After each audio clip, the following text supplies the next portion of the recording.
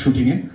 এবং আমি না মানে যিশুদা অপোজিট একজন খুব মানে powerful, at the same time যিশুদার হাইট যে ম্যাচ করবে, যিশুদাকে যে কমপ্লিমেন্ট করবে সেরকম একজন অভিনেত্রীকে খুঁজছিলাম। এবং প্রথম দিন থেকে স্নেহাকে যেদিন থেকে আমরা দেখেছিলাম প্রধানের সেটা আই নিউ দ্যাট কে যদি আমরা খাদান করি, যদি আমি খাদান করি, Sneha is part of that film. এটা স্নেহা হ্যাঁ না বলবে সেটা স্নেহার উপরে ছিল। Of course she has all the right, ওর চরিত্র পছন্দ হবে কি হবে না সেটা definitely she has all the right. কিন্তু আমার মাথার মধ্যে বা রিনোর মাথার মধ্যে একদম ক্লিয়ার ছিল কে যিশুদা যদি হ্যাঁ বলে এবং যিশুদার অপোজিটে স্নেহা কনফার্ম। তো thank you Sneha for being part of the film. Sneha again আজকের জেনারেশনে আমার মনে হয় যে প্রত্যেকটা ট্যালেন্টই very hard working, very discipline, এবং তারা জানে যে এই সুযোগটা বারবার আসবে না।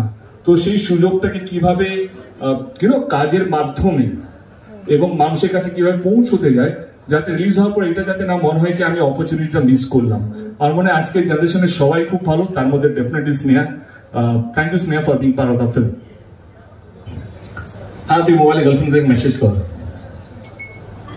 তুই মেসেজ করে না, হয়ে গেছে, ভালো রিভিউ আসছে, কি বলছে? নীলদা ফাটি দিয়েছে, নীলদা সাবিদা ফেল, তুমি না তো হয়। আমি নীলের কাছে পরে আসবো, খুব ব্যস্ত, এখন রিভিউ পাচ্ছে, সেই জন্য আমি স্যাবির কাছে চলে আসবো। স্যাবি আমার মনে হয় Saby one of the brilliant talent, যে আমার মনে হয় যে নিজের প্রমোশন করে না আর কি। মানে আমার মনে হয় মাঝে মাঝে স্যাবিকে নিজের প্রমোশন করা উচিত। খুব নিরীহ, খুব ক্যামেরা শায় এবং নিজের কাজের ক্রেডিট একদমই নিতে চায় না। বাট আমার মনে হয় স্যাবির মধ্যে যে ট্যালেন্টটা আছে, যে রিদম সেন্সটা আছে, যে মিউজিক সেন্সটা আছে, এবং সিনেমা যদি ওকে কোনো কি বলবো একটা গল্প দেওয়া হয় কি আমার এই সিকোয়েন্সে এই গানটা চাই, এবং অনেস্টলি এই ছবিতে যদি কোনো প্রথম গান লক হয়ে থাকে সেটা হচ্ছে রাজা রাজা। এবং এই ছবিতে যেই গানটা আমি হ্যাঁ বলছিলাম না সেটাও রাজা রাজা, কারণ একটাই জন্য আমার এই হুক লাইনটা পছন্দ হচ্ছিল না। রাজার রাজা এলো রাজার। আর স্যাবি প্রত্যেকবারই এসছে, আমরা লিরিক্স চেঞ্জ করেছি, আমরা অনেক কিছু চেঞ্জ করেছি, স্যাবি কিন্তু আমাকে ওই লাইনটা চেঞ্জ করতে দেয়নি। স্যাবি প্রত্যেকবারই বলেছে এই গানটা রাজার রাজা যদি তোমার সাথে যদি না যায় তাহলে কার সাথে যাবে।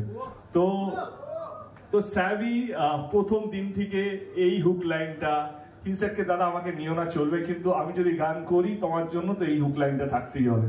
স্যাবিকে আমরা মাইক দিইনি, I want স্যাবি to say few words. আমার এই ইন্ডাস্ট্রিতে পথ চলা শুরু দাদার জন্যই, তাই জন্য দাদার জন্য গান করা মানে সব সময় আমার জন্য খুবই একটা ইমোশনাল ব্যাপার। তো 5 বছর আগে পাসওয়ার্ডে আমি লাস্ট কাজ করেছিলাম, তারপরেই আমার কাজ করা দাদার সাথে। তো I am very thankful to দাদা যে এই কাজটা আমায় দেওয়ার জন্য। রাজার রাজাটা কিন্তু ওয়ার্ক করেছে, তুমি সেটা বলো। আমি কিন্তু ভীতু, আমার নিজের একটু কেমন কেমন লাগে, ঠিক আছে, কিন্তু নীল তো আরো বেশি চ্যালেঞ্জ দিয়েছে, সেটা আপনার পরে বুঝতে পারবেন। ও রাজা রাজাকে টপ করার জন্য ফুল প্ল্যান করে রেখেছে। হ্যাঁ, বাট এনিওয়ে নীলকে নিয়ে কথা বলি। I come back to this June এবং সুদীপ নীলের সঙ্গে আমার অনেক দিনেরই কি বলবো আলাপ হয়ে গেছে। এখন নীলের অদ্ভুত একটা ট্যালেন্ট আছে। নীল না প্রথমবারে কোনোদিন কাজ করতে পারে না, ইট টেক্স টাইম। নীলের সঙ্গে ঝগড়া করতে হয়, নীলকে মাঝে মাঝে চা খেতে না দিতে হয়। নীল তারপরে আমাকে রাত্রেবেলা ফোন করবে, আমি খুব দুঃখ পেয়েছি, তারপরে আমার অফিসের সবাইকে ফোন করবে রাত্রেবেলা। তারপর 3-4 দিন পর নীল আবার ফিরে আসবে, তারপরে নীল ফাটিয়ে গান করবে। এইটা হচ্ছে নীলের ক্যারেক্টার। নীল খুব দুঃখ পেয়েছিল কি আমি স্যাবির গান ব্লক করে নিয়েছি।